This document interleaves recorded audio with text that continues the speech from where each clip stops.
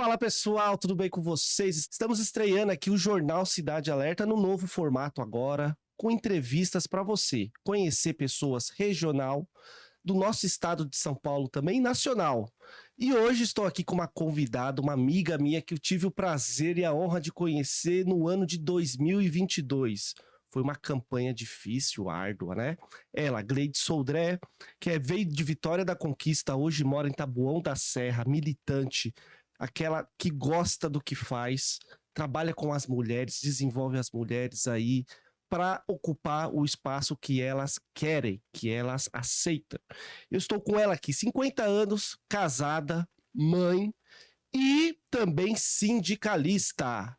Gleides, é um prazer te receber aqui no nosso primeiro programa do Jornal Cidade Alerta. Eba, olha que honra, olha só. Começando em março, no mês da mulher, trazendo aqui uma mulher guerreira. Parabéns. Obrigado, Gleides. Parabéns. Obrigada a você por ter me convidado, é uma honra. Honra duas vezes. Primeiro que muito bom te conhecer, você é um jovem inspirador, é uma pessoa que tem uma função importante também na política de Carapicuíba, regionalmente também traz para a gente inspiração e traz para a gente também a juventude tão necessária nesse cenário. E que bom que no mês de março você escolhe uma mulher para fazer essa abertura desse jornal, que certamente vai trazer bastante notícias, vai trazer gente também que é importante aqui para a região e principalmente para o pessoal de Carapicuíba, que é tua quebrada, minha quebrada é Taboão, a gente está ali pertinho. Tá junto aí. Né? Eu espero que seja... Você faz pose de quebrada também, igual o Thiago Ventura? Querido, lá todo mundo. Quem não faz, nem é de Taboão. Não é de eu sou Taboão, cidadã taboanense. Eu recebi o título de cidadã taboanense em 2020. Muito honrada. Eu moro em Taboão há quase 40 anos. Então, é minha segunda cidade. E todo mundo que é de Taboão faz pose de quebrada. É isso aí. Gleides, para a gente começar o programa aqui, fala um pouquinho quem é a Gleides. Conta um pouco da sua história, como você começou, você veio da Vitória da Conquista. Fala pra gente conhecer. Eu sou um pouco da maioria do povo brasileiro que vive aqui em São Paulo. Eu sou filha de um homem paulista que migrou, que fez o caminho contrário. Meu pai é paulista, foi morar na Bahia, minha mãe era baiana. Eu sou órfã de pai e mãe, minha mãe morreu, eu tinha 11 anos, meu pai morreu, eu tinha 2 anos de idade. Meu pai foi assassinado em Vitória da Conquista. Minha mãe morreu aqui em São Paulo, em Taboão, vítima de um aborto infectado quando eu tinha 11 anos de idade.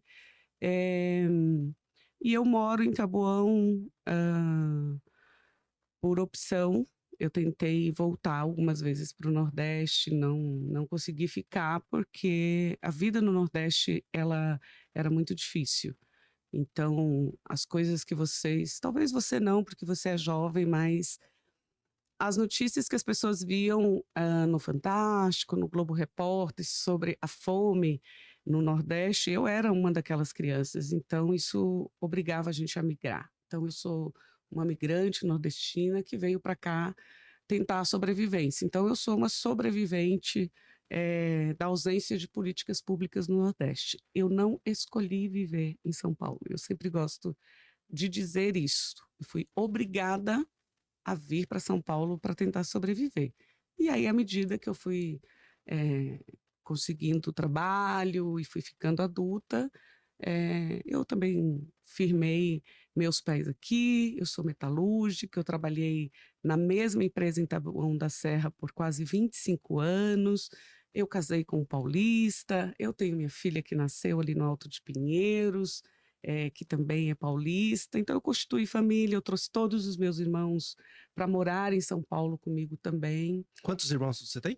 Vivos agora eu tenho 5, mas eu tinha 9 irmãos, né, que já morreram, todos muito jovens. Então eu convivo com essas perdas desde muito cedo.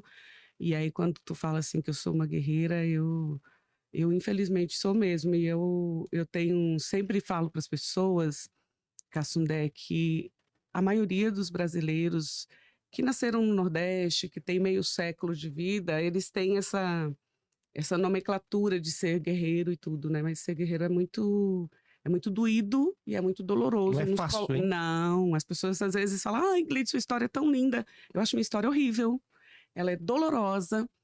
Eu sou uma exceção. A maioria das pessoas que tem uma história parecida com a minha e que migraram para outros lugares, elas não tiveram o mesmo desfecho que eu. Então, eu sou uma exceção.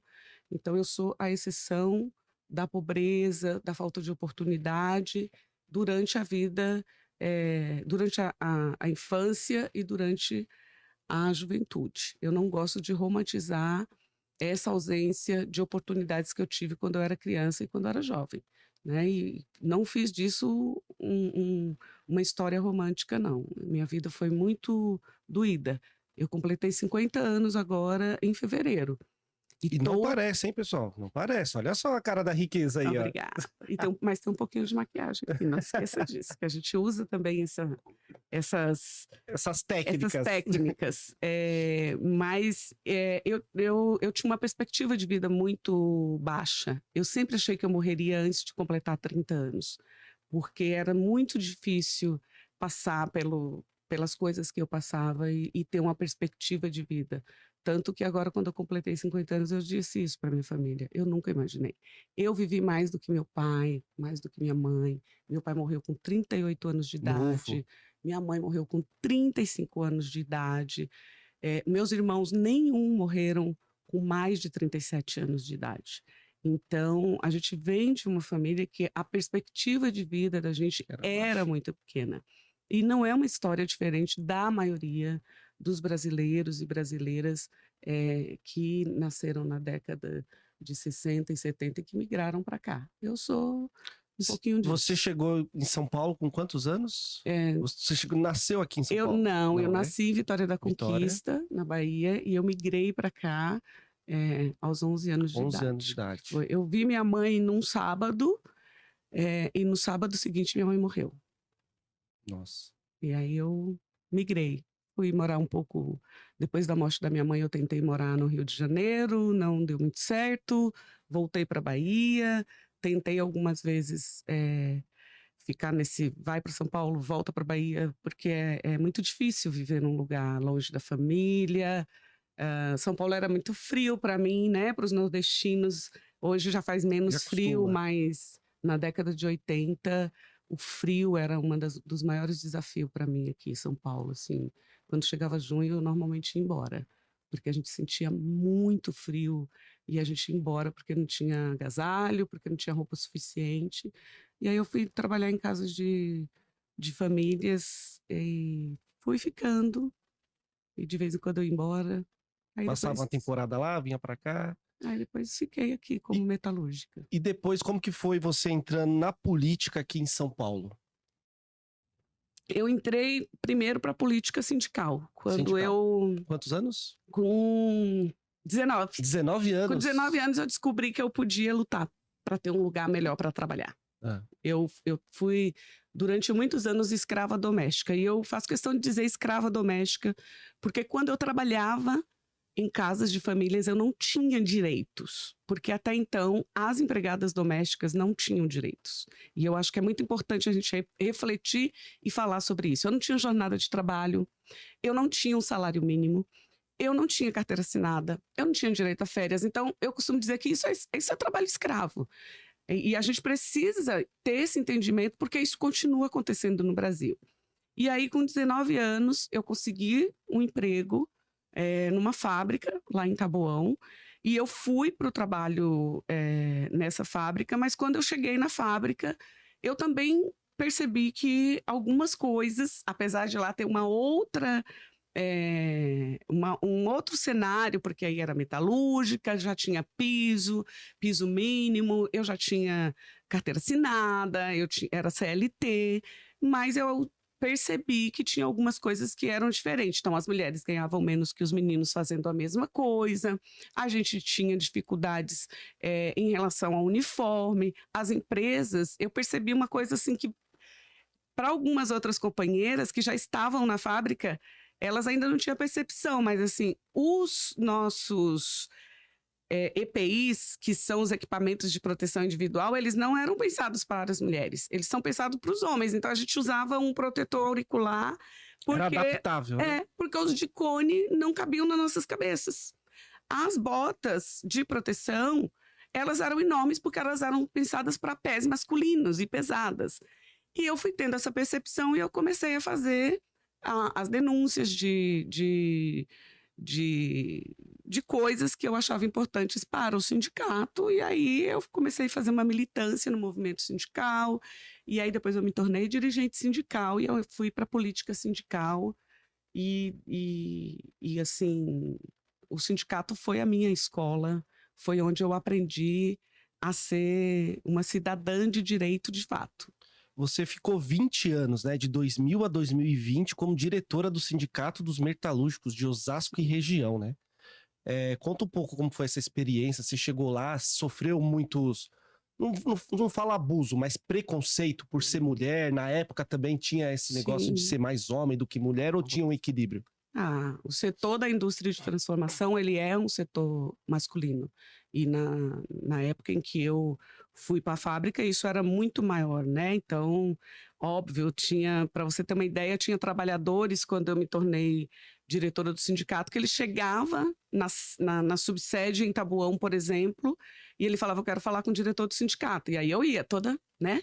Jovem, imagina, né? Uma menina jovem, pois não, eu sou diretora do sindicato. Ele, não, eu quero falar com o diretor do sindicato. Não podia ser uma Não mulher. queria falar com uma mulher diretora, com uma diretora do sindicato. E ele não falava. E eu tive que fazer um trabalho, eu tive que ir muito para as portas de fábrica e tive que fazer um esforço enorme para que os trabalhadores tivessem o entendimento que eu tinha capacidade também de representá-los. E o trabalho, Cassundé, das mulheres nesses espaços, ele é dobrado, porque a gente precisa ficar o tempo inteiro provando que a gente é boa e que a gente é tão capaz quanto os homens de representar. Eu não representava as mulheres no movimento sindical, como eu não represento as mulheres na política. Eu representava uma categoria composta por homens e mulheres. Mas eu faço, óbvio, um recorte de gênero. Então, o meu foco em representar as trabalhadoras, em lutar para que as mulheres trabalhadoras tivessem também os seus direitos garantidos ali, ele é maior, mas eu representava uma categoria que é composta por homens e mulheres. Então, você precisa dizer para os homens que você é mulher, que você representa homens e mulheres, e que eu posso falar em nome dos dois numa reunião Sim. da empresa, e que eu estava ali para defender os dois, como é na política, né? Não segregar, né? Não. Segregar. É lutar pelos direitos dos metalúrgicos, independente de sexo, de gênero. Sim, mas na cabeça dos homens era o contrário. Ele quer ser representado por um homem. Hoje tem tem um pouco mais de abertura para isso, mas as próprias direções do sindicato, elas são a maioria de todos os sindicatos, são a maioria composta por homens, mas o sindicato foi a maior escola que eu tive na minha vida. Fui forjada no movimento sindical e eu tenho um orgulho enorme disso. Eu ganhei prêmios reconhecidos mundialmente na minha militância no sindicato. Eu ganhei uma comenda da República Brasileira através do trabalho no movimento sindical, que foi ajudando a construir a lista das piores formas de trabalho infantil, representando o sindicato. Eu viajei para vários países do mundo através do movimento sindical para representar os trabalhadores e as trabalhadoras brasileiras.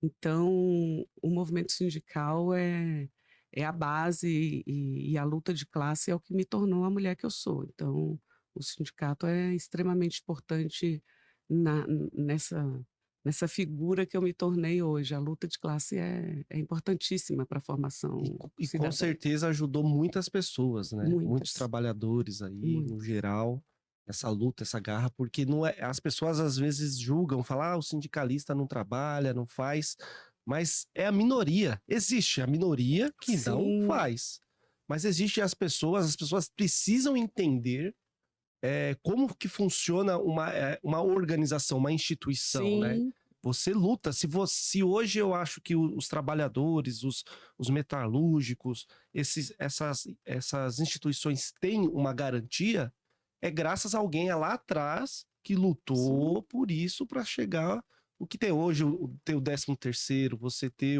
o Vale BR, alimentação, todos, tudo faz todos. parte de uma luta A luta de incansável, classe né? ela é pouco discutida no Brasil, né?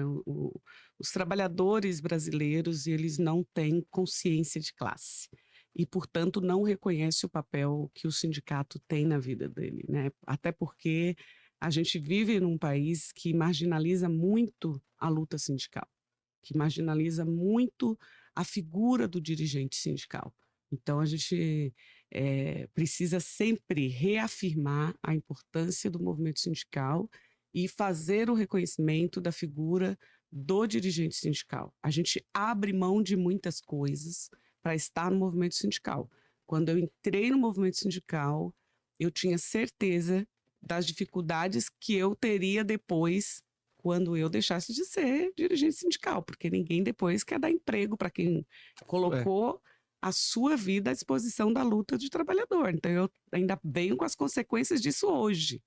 Então, quando você vai numa empresa procurar emprego e ela sabe que você foi dirigente sindical, você vai para o final da fila imediatamente. E isso ninguém bota na conta e a gente abre mão, a gente dedica as nossas vidas à luta de classe. E eu não me arrependo nem um pingo. é uma missão, né? Eu tenho muito orgulho. É uma missão que eu assumi eh, e que eu tive apoio de muita gente. Eu também casei com um companheiro de lutas e que eu tenho muito orgulho. Eu não faria nada diferente. Foram 22 anos da minha vida dedicado a 20 anos dedicados à minha vida como dirigente sindical e 30 anos dedicados à militância 30 do anos. movimento sindical, porque eu sigo sendo militante da luta de classe. Eu não sou mais dirigente, mas qualquer hora que a luta de classe precisar de uma de uma ajudinha, eu estou lá na porta da fábrica, na porta da Participando. prefeitura, nas ruas, porque a luta de classe, ela é necessária. Eu sei qual é o lugar que eu pertenço e eu vou estar sempre lá como militante. É. A Gleides é de Tabuão, mas ela sempre está aqui na nossa região, né? Nós estamos falando aí, ela foi diretora do Sindicato dos Metalúrgicos de 2000 e 2020. Em 2010, ela foi convidada para assumir o cargo de secretária de Relações Institucionais da Prefeitura de Osasco, né? Isso. Fala um pouco como que foi essa experiência à Ah, frente da secretaria, as lutas, o que aconteceu. foi uma experiência muito legal também. Também se deu por conta da minha atuação no sindicato, né? O Sindicato dos Metalúrgicos, ele abrange 12 municípios, por isso que a gente tem essa atuação em Osasco, Tabuão, Carapicuíba, Barueri, Cotia. A É gente longe, mas é tudo é perto. tudo perto, então o sindicato tem uma representação em 12 municípios e eu moro em Tabuão, mas o sindicato abrange. E aí, em 2010, por conta da nossa atuação no sindicato e também por eu já estar filiada ao PDT, o PDT foi compor o governo na cidade de Osasco e eu fui ser secretária de Relações Internacionais. E isso deu para a cidade, assim, Era uma várias. secretaria que foi criada nova ou não? Já Não, tinha, já né? existia. Eu assumi essa secretaria, ela já existia há alguns anos já. E foi super legal porque a gente pôde fazer vários acordos de irmandade, inclusive com países da África. Eu sou uma mulher de pele clara, mas de identidade negra, então o recorte racial ele é tão importante para mim quanto o recorte de gênero. Então, políticas públicas de inserção das mulheres no mercado de trabalho, políticas públicas de inserção dos negros e negras no mercado de trabalho são muito importantes para mim. E aí, durante esse período, a gente pôde fazer esses tratados de irmandade, a gente pôde fazer visitas a vários países para poder trazer tratados de geração de emprego e renda para a cidade de Osasco. Então, a gente pôde visitar França, eh, Japão, China, fizemos tratados com a Armênia, que tem uma comunidade enorme em Osasco do povo armênio, e eu fui até a Armênia com o prefeito na época para fazer tratados também de geração de emprego e renda, e também de trazer também a cultura e gerar fazer a troca cultural entre as cidades. Então, durante esse processo, teve um avanço bem grande na cidade, nessa troca de políticas de geração de emprego e renda entre vários países. Foi Que uma legal. experiência maravilhosa. Muito bacana, hein? E, ó, a Gleides, ela se posiciona muito bem em relação às coisas, né? A questão da mulher, né? Mas você vê que ela tem o seu posicionamento. Quando ela foi metalúrgica, ela defendia os metalúrgicos. Mas tem também, Gleides, o papel da mulher, né? Na sociedade e na política. Como que você enxerga hoje a mulher na sociedade e na política? Nós somos ainda tratadas de forma muito diferente, né? Então é muito necessário, por isso que eu estou aqui. Cansada, mas firme. A luta feminina, ela é muito árdua, sabe, Cassundé, mas ela é muito necessária. Por todos os espaços que eu passei, eu tive consciência da necessidade de estar aqui. Quando eu estava no movimento sindical, eu sempre tive meu posicionamento enquanto mulher. Então, eu tinha uma luta pela classe trabalhadora ali, mas eu via as dificuldades que as mulheres trabalhadoras tinham, e as dificuldades era só por elas serem mulheres. Então, a gente é mulher e a gente vive as dificuldades. Então, eu sou uma liderança do movimento sindical, eu preciso fazer esse recorte e fazer a luta pelo direito das mulheres no âmbito do trabalho. E isso me leva para a política partidária, porque o movimento sindical vai até aqui. Daqui para frente eu preciso ir para outro lugar. E foi essa luta que me trouxe para a política partidária. Porque as pessoas não gostam de política, normalmente. Elas falam assim, não gosto de política. Mas você não pode estar só nos lugares que você gosta. Exato. Você tem que estar nos lugares que são necessários. E a política, ela está em tudo, né? Em tudo. A política define nossas vidas. A política pública, ela é decidida pela política feita por pessoas que passam por partidos. Então, eu venho para um partido político porque eu tenho uma filosofia de vida que é a seguinte: para as mulheres estarem onde elas querem estar, elas precisam passar nos partidos políticos primeiro. Porque a gente não está onde a gente quer estar. Ainda não está. E não é só passar, né? Não, elas precisam ficar. Porque o maior problema nosso é que a gente passa pelos partidos políticos, porque eles são tão difíceis de estar. É tão difícil estar aqui que a gente vem. Normalmente as mulheres vêm para os partidos políticos para disputar a eleição. E nós perdemos a maioria das eleições que nós disputamos. Né? Eu nunca disputei uma eleição proporcional. Eu fui candidata a vice-governadora 2 vezes pelo estado de São Paulo. Meu partido me deu essa honra de representar o meu partido, o único, inclusive, que até hoje colocou uma candidatura negra para disputar as eleições estaduais de São Paulo. Em 2018, eu fui candidata a vice-governadora pelo estado de São Paulo com um homem negro. Então, um homem negro e uma mulher de identidade negra disputou pela primeira vez ao governo do estado aqui em São Paulo. E eu nunca disputei uma eleição proporcional à vereadora, nem a prefeito, né, a prefeita, mas as mulheres normalmente vêm para fazer isso e a maioria das mulheres perdem. Na verdade, a maioria das pessoas que disputam uma eleição, elas perdem a eleição, porque são poucos cargos, a gente precisa aprender a fazer essa leitura. São poucos cargos para muitas pessoas disputando, mas as mulheres são as menos eleitas ainda, infelizmente. Então, elas passam pelo partido, perdem a eleição e elas vão embora, elas trocam de partido, porque elas acham que o problema está no partido e o problema está na estrutura partidária. Partidos foram feitos por homens e para homens. As mulheres que vêm para os partidos, elas são resistentes. Hoje, para as eleições, né, existem as cotas. Exemplo, você monta um partido, são tantos candidatos, 30% tem que ser mulher, Uhum. né? Eu acho que tinha que ser algo mais equilibrado, né? Parece que assim, Paritário. é uma forma só para falar porque a mulher está sendo inserida. E eu não concordo com isso. Eu acho que a mulher ela tem que estar na política, né? Não por cota, não por só é 30%. Não vê, tipo assim, eu não vejo o partido, posso estar enganado, mas eu não vejo o partido que fala, são 7, vou lançar 10. Não lançam. Lançam Mas 7 porque tem que ter 7. é que a cota, Cassundé, ela é o Hoje ela é mínimo. necessária. Ela é necessária porque ela é para garantir minimamente que a gente esteja. Tem.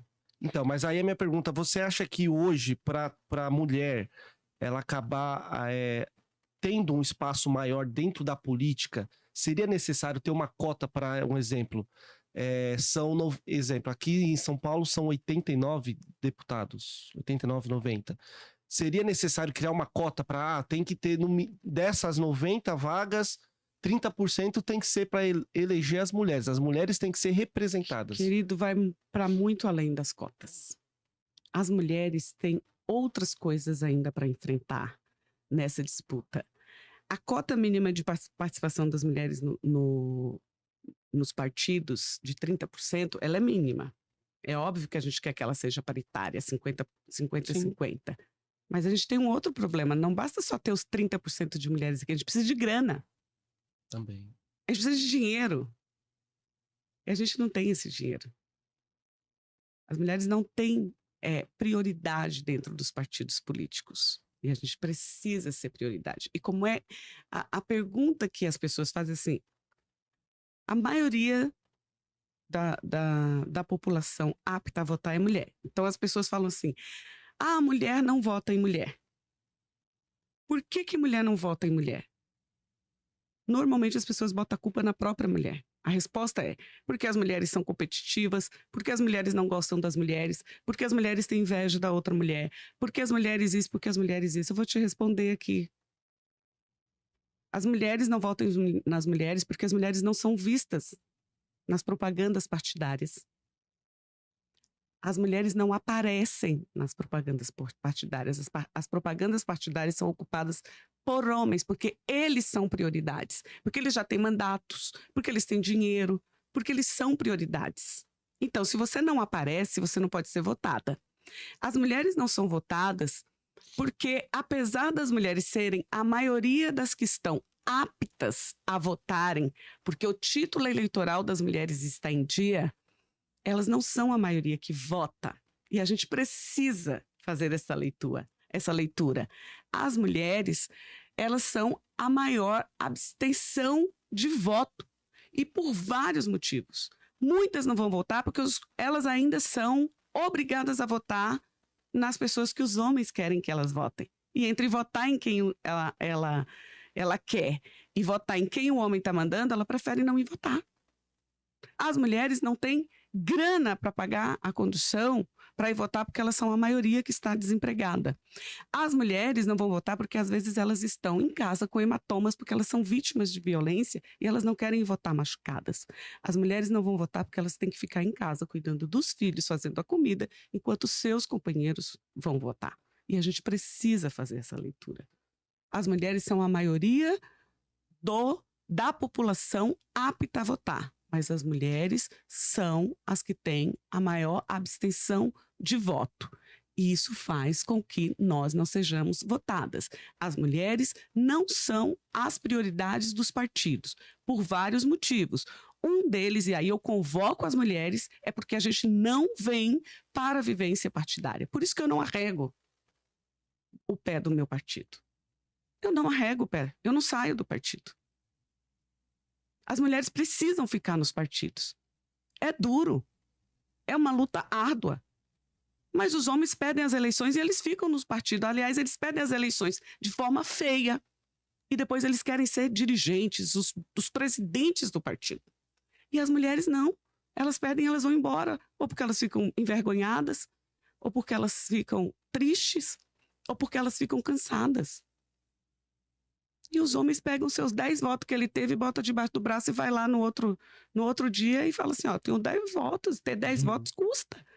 Ter 10 votos dá trabalho. A mulher fica morrendo de vergonha porque ela teve 10 votos. E para ela custou muito mais ter 10 votos. Ela não tem ainda essa percepção de que ela precisa permanecer no partido. Que a gente não pode vir para o partido político só no período eleitoral. Então é por isso que eu estou no partido e por isso que hoje eu dedico a minha vida muito mais ao partido político do que a militância em outros espaços, porque a mulher é muito necessária na vida partidária diária, de estar aqui, de fazer com que as mulheres se sintam confortáveis nesse lugar tão desconfortável, de fazer com que a gente não seja mais um incômodo, de a gente não ser mais a que empurra a cadeira para poder sentar à frente. Eu fui candidata a vice-governadora do estado de São Paulo. Eu não saía nas fotos na frente, nas campanhas, porque eu tinha que empurrar os homens que não entendiam que aquele lugar à frente tinha que ser da candidata a vice-governadora. Porque aquele lugar, para eles, não é meu. E isso, Cassundé, não é que a gente está querendo ocupar o lugar dos homens, é que está na hora dos homens desocupar um lugar que era nosso e que foi ocupado por eles a vida inteira.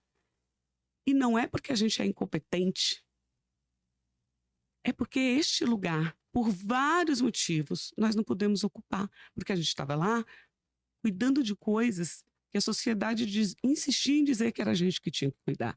Então, a política partidária, ela é mais difícil para as mulheres, porque ela exige das mulheres coisas que ela não exige dos homens.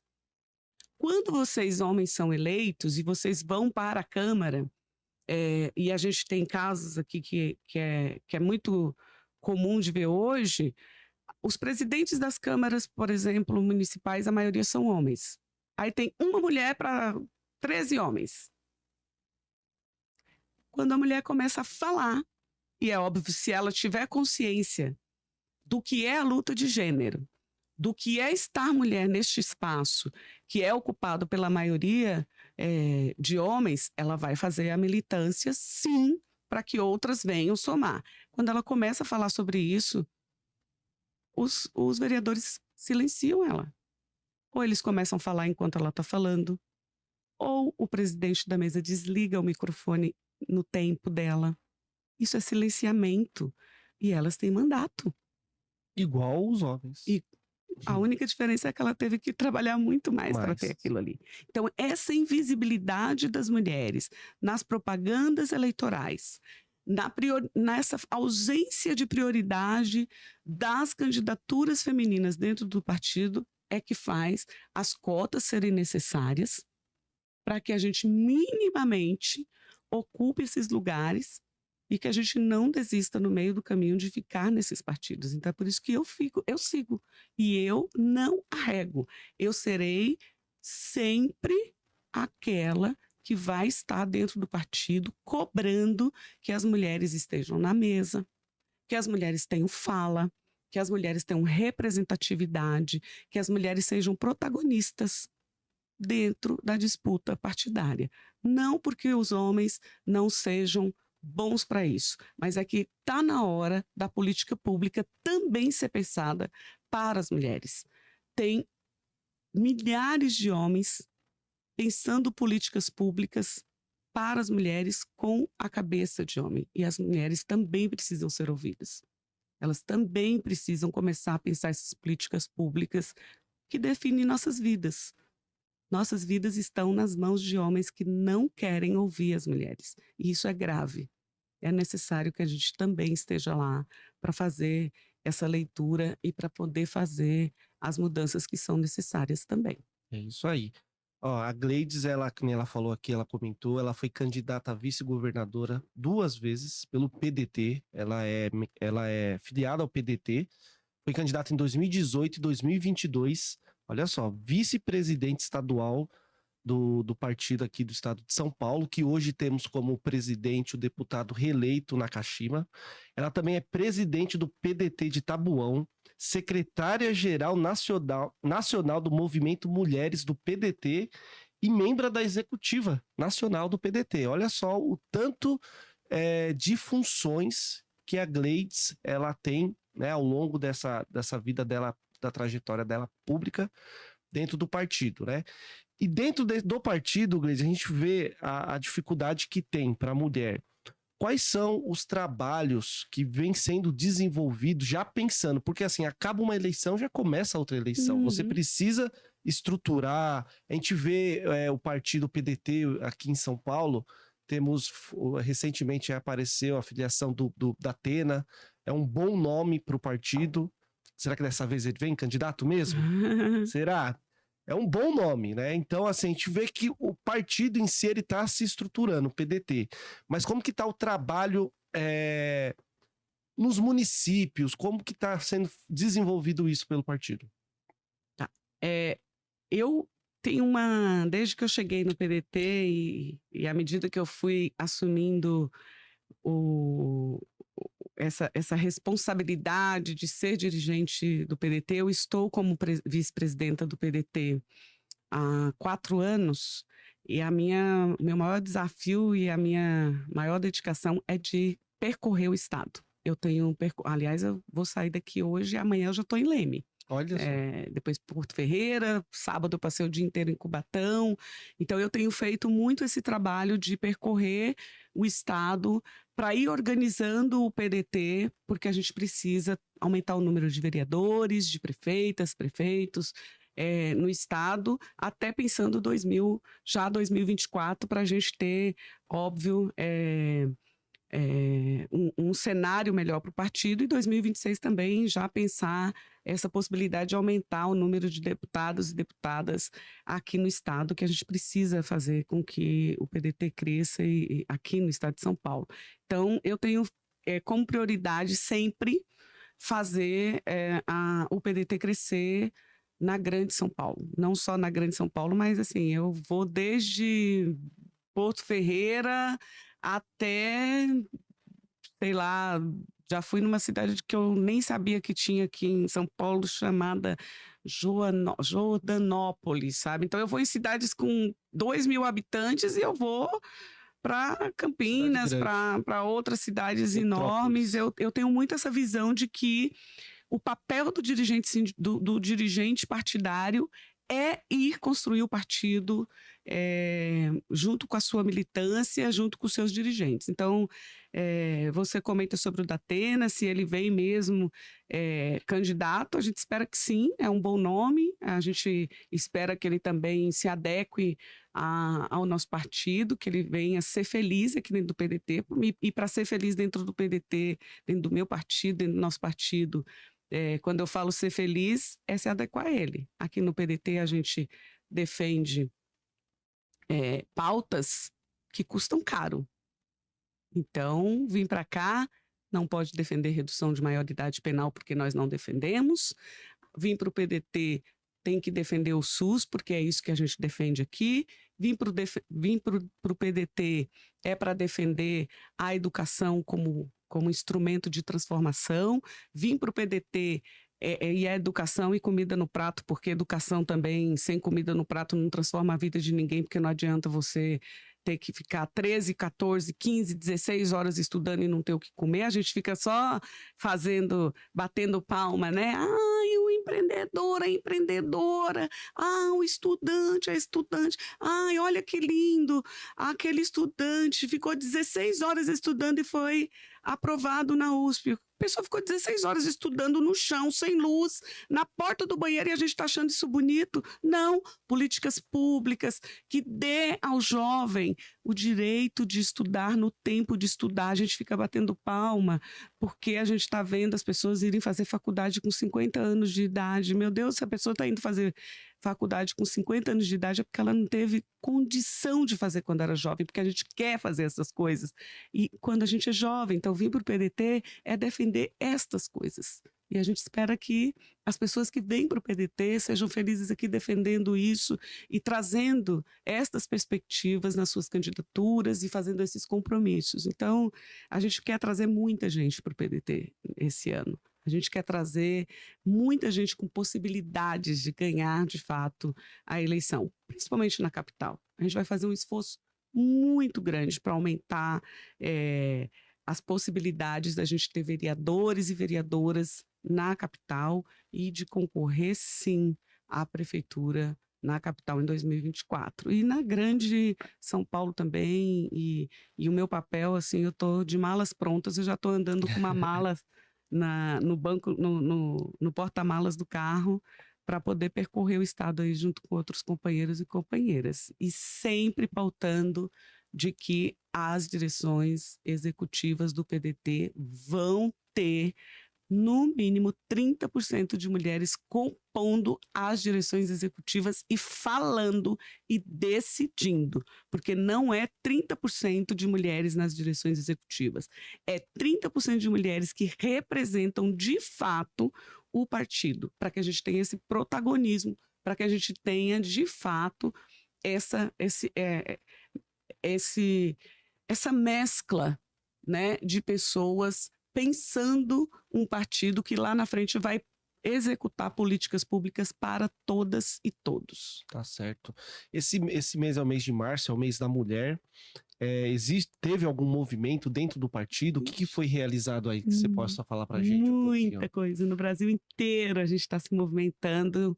No dia 8 de março, aqui em São Paulo, a gente fez uma ação muito específica, que foi a doação de sangue. A gente resolveu no dia 8 de março ir doar sangue para o Hospital da Mulher, aqui de São Paulo, na capital, e também em vários municípios. Então, as mulheres que são presidentes do organismo de mulheres, que é a AMT, Ação da Mulher Trabalhista, elas juntaram mulheres e homens nos seus municípios, e aqui na capital a gente fez a mesma coisa, e a gente foi, companheiras e companheiros, doar, muitos pela primeira vez, outros já são doadores e doadoras, e a gente foi doar sangue para o banco de sangue dos hospitais de mulheres, onde tinha hospital de mulher e onde não, para os bancos de sangue em geral, porque a gente entendeu que isso também é uma forma de empoderar e de fazer desse dia também um dia reflexivo para essas políticas públicas que faltam para a questão da saúde da mulher, de proteção à saúde e à vida das mulheres. E eu, especificamente, fui para Brasília porque no dia 8 de março, o presidente Luiz Inácio Lula da Silva, juntamente com a ministra Cida Gonçalves, anunciou políticas públicas federais para as mulheres, né? Em especial, uma que a gente vem lutando aí há anos, que é a questão da igualdade salarial entre homens e mulheres. E aí eu fui representando a AMT Nacional, porque a nossa presidenta nacional, Miguelina Vecchio, está em tratamento de saúde, então eu fui representando a AMT Nacional para Brasília, nesse encontro com o presidente Lula e a ministra e todos os ministros e ministras do governo para apresentar as políticas públicas de gênero do governo. Então, estive lá em Brasília nessa atividade e no Brasil inteiro, as mulheres do PDT desenvolveram ações de empoderamento feminino, assim, desde palestras para falar sobre a participação feminina das mulheres na política, até a atividades de solidariedade, como arrecadar alimentos, por exemplo, para as vítimas da enchente, arrecadar alimentos para as vítimas de fome em outros lugares, para a doação de sangue. A gente tem feito um trabalho dentro do PDT que ele perpassa por todos os âmbitos e também, óbvio, a gente olha muito a questão de olhar também a figura do homem, de vir para essa escuta e para que ele também seja um parceiro nessa luta, porque é um lugar de luta, né? E a gente não quer mais guerrear, sabe, Cassundé? Eu tenho falado muito sobre isso. Eu não quero mais ter que ficar batendo na mesa, eu não quero mais ter que gritar. Eu quero muito poder chegar no lugar junto com minhas companheiras e só falar, sem precisar guerrear, sem precisar ter que elevar o tom de voz, sem precisar empurrar para a gente poder ter esse lugar. E o mês de março, ele é muito significativo para a gente, porque é quando a sociedade para um pouco para olhar todas as pautas que envolvem as questões de gênero. O mês de março não é para a gente falar sobre problemas da mulher. O mês de março é para a gente falar sobre uma sociedade que traz problemas gravíssimos para as mulheres. É um mês para a gente tratar das pautas de gênero. As mulheres estão morrendo única e exclusivamente por ser mulher. Basta a gente olhar as notícias diárias sobre a questão da violência contra a mulher.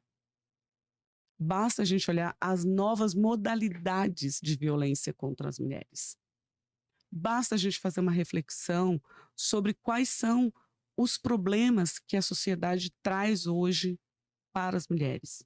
E se a gente fizer os recortes sobre quem são essas mulheres, as mulheres pretas, as mulheres trans, as mulheres pobres, periféricas, elas vão morrendo numa velocidade enorme. Então, o mês de março, ele é muito significativo para nós, porque é quando a sociedade dá uma paradinha para nos ouvir. Então, é uma oportunidade. A gente trabalha muito. É o mês que a gente mais trabalha, porque a gente aproveita esse momento de escuta da sociedade para a gente. Então, não é um mês de comemorar, a gente adora as flores, a gente gosta muito, eu adoro as flores, as homenagens, eu recebi várias, aproveito para agradecer todas, mas ele é um mês de muito trabalho, e eu já aproveito de novo para te agradecer por esse espaço aqui, porque esse espaço aqui nos ajuda muito, porque a gente alcança pessoas que podem vir se engajar com a gente, homens e mulheres, nessa busca por esse lugar mais igual e menos sofrido. Eu falo sempre, por enquanto as mulheres são sobreviventes, e sobreviver é muito difícil nessa sociedade. A gente precisa viver, né? E por enquanto as mulheres não conseguem viver. A gente não tem um minuto de paz. Essa frase parece que está ficando muito banal, mas ela é verdadeira.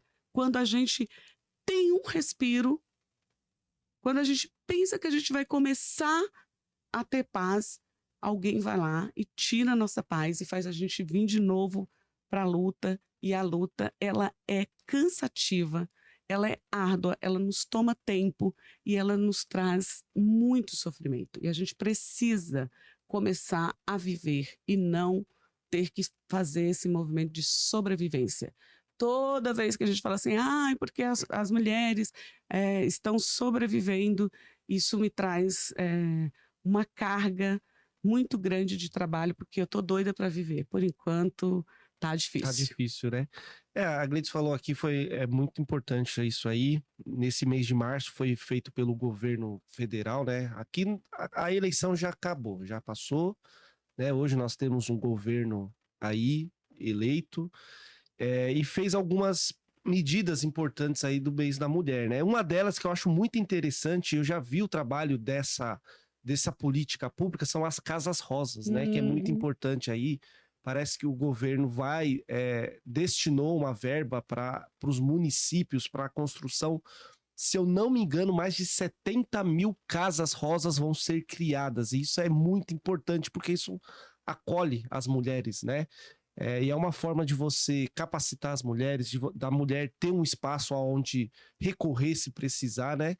Essa foi uma das políticas públicas que foi lançadas também nesse pacote de obras. Sim, porque a gente vive numa sociedade que é a mulher que tem que sair de casa quando ela sofre uma agressão. Eu não sei se eu celebro ou se eu choro com essas políticas, sabe? Eu fiquei lá sentada lá no Palácio do Governo, olhando, e à medida que eu vou lendo as políticas públicas que são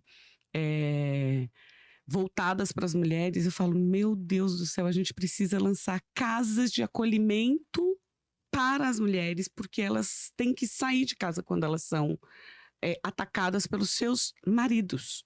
A gente não está falando de mulheres que são atacadas na rua, sabe, Cassundé? Uhum. A gente está falando das mulheres que estão dentro das suas casas, com seus filhos, com as suas famílias, e que elas são atacadas, elas são violentadas pelos seus maridos, pelos seus pais, pelos seus irmãos, pelas suas famílias, e que elas têm que sair de lá para ir buscar sobreviver, senão elas são mortas E o governo, então, e é isso que você disse, aceita que dói menos. É esse governo que tem. A gente sobreviveu com o governo que estava. Agora a gente precisa sobreviver com este. E torcer para que dê Agora, certo. a gente precisa agora torcer e dar a nossa contribuição para que esse seja melhor, sempre. É assim que a gente tem que viver em sociedade.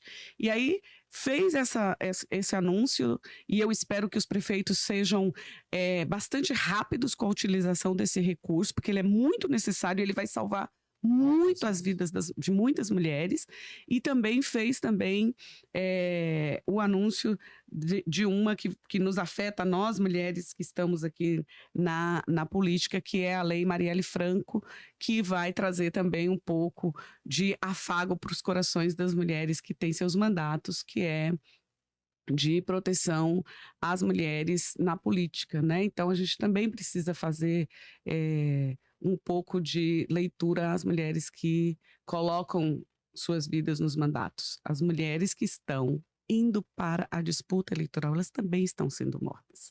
Elas estão sendo silenciadas. E a gente precisa também fazer leis que protegem as mulheres que vão para a disputa eleitoral. Isso é assustador. Isso é assustador. Então, a gente precisa olhar, celebrar, mas a gente também precisa refletir que a gente está em pleno século XXI, no ano de 2023, tendo que criar leis que protejam mulheres que querem ser inseridas num lugar que é decisivo para nossas vidas. Complicado, né? Nós aqui temos vários assuntos, entramos no assunto nacional, né, agora. E o PDT, ele também faz parte desse governo, né? O Lupe aí como ministro. Como que você avalia o mandato dele? Estamos no início, né? 3 meses, indo pro quarto mês já. Mas recentemente ele reduziu aí, ele fez uma iniciativa da redução das taxas máximas, né, de juros para os aposentados, que era de 2,14, caiu para 1,70. E houve muita briga. A gente teve o Neto, um abraço pro Neto, que é um sindicalista aí, foi candidato ano passado também, ele postou nas suas redes sociais, que agora os bancos querem suspender isso por conta dessa taxa, né? Isso eu vejo um absurdo, né? É uma coisa muito complicado para os aposentados e tal. Mas como você vê o trabalho do Lupe? O Lupe é um cara muito articulado, né? Um articulador, ele sabe fazer política, ele era o presidente aqui ele é o nacional e era o presidente também estadual aqui do PDT. Como que você avalia o trabalho dele? O Lupe tem uma experiência muito grande, né? O Lupe também já foi ministro do Trabalho do Brasil, né? Também no governo Lula, e a indicação do Lupe, ela é muito certeira, porque ele tem uma visão muito grande de Brasil. Ele conhece muito bem o panorama nacional. E minimamente a gente espera agora que o governo Lula o apoie a decisão que foi do Conselho Nacional de Previdência Social. Não é uma decisão do Lupe, não é uma decisão tomada a partir da figura do ministro.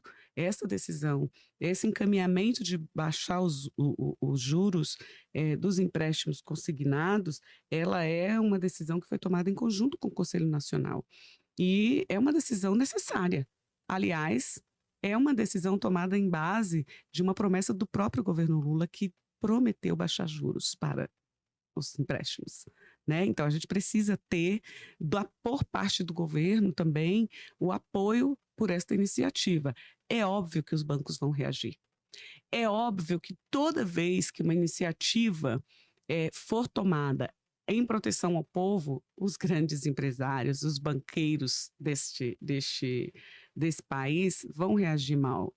É aquela história de que a gente governa para a maioria, mas quem grita na hora desta política é a minoria, porque é a minoria que detém o poder aqui, né? Então o Lupe tem um pulso firme. O Lupe é uma pessoa, um homem de muita coragem. Ele não arrega também, essa é a palavra, né? Ele não vai retroceder por ameaças bancárias, e foi muito feio, acho que foi uma atitude baixa dos bancos de suspender os empréstimos ali como uma forma de acuar uma população que está endividada, uma população idosa que se endivida para comprar remédios, porque a maioria dos aposentados e pensionistas do Brasil fazem empréstimos para sobrevivência, porque já tem uma aposentadoria, uma pensão